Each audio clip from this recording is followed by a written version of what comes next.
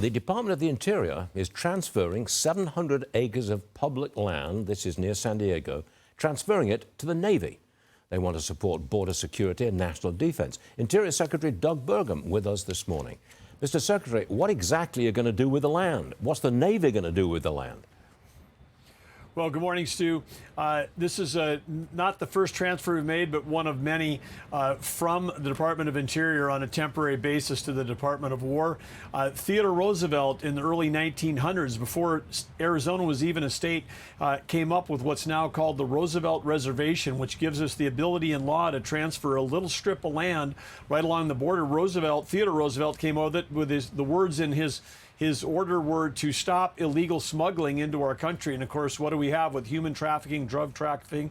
And so across the southwestern border, 41% of the distance between the Gulf of America and the Pacific Ocean was interior land. And so we've been in the process of transferring that to the Department of War. If someone steps on that, they're entering a military installation. It helps with us having the authorities to help make sure we keep our border secure. I got it. Next one, Mr. Secretary. The administration's ramping up pressure on western states to use less water from the Colorado River.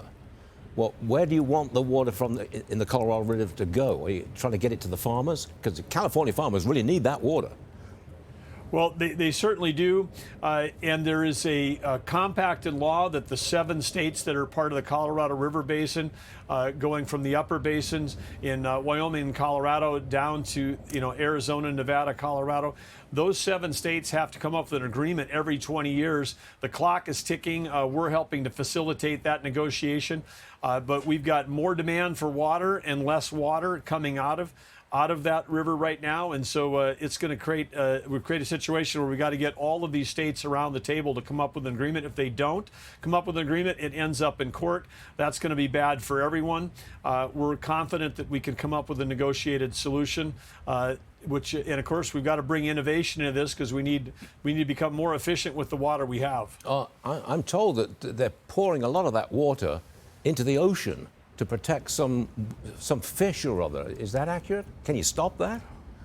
Well, we've made great progress on that with President Trump. There's been a record amount of water, but the water that you're talking about there is coming from Northern California as part of the Central California Water Project. So again, we are driving more water towards farmers in California, less towards the Delta smelt. We think we can balance on the balancing fish versus people.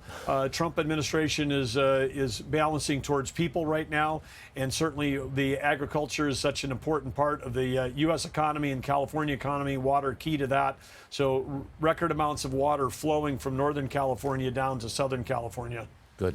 Mr. Secretary, the Energy Department's Inspector General is going to investigate about $8 billion worth of climate grants, cancelled climate grants. Can you sort this out for me? What is this all about?